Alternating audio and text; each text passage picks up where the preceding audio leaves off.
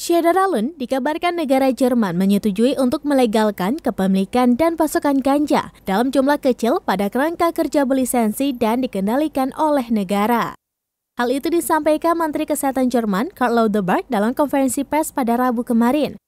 Dikutip dari laman Russia Today pada Kamis 27 Oktober 2022, di bawah rencana Kabinet Federal, bisnis berlisensi akan diizinkan memproduksi ganja di dalam negeri untuk dijual di toko dan apotek resmi. Sementara itu, orang dewasa dapat menyimpan antara 20 hingga 30 gram bahan tanaman kering hingga 3 tanaman untuk persediaan mereka sendiri.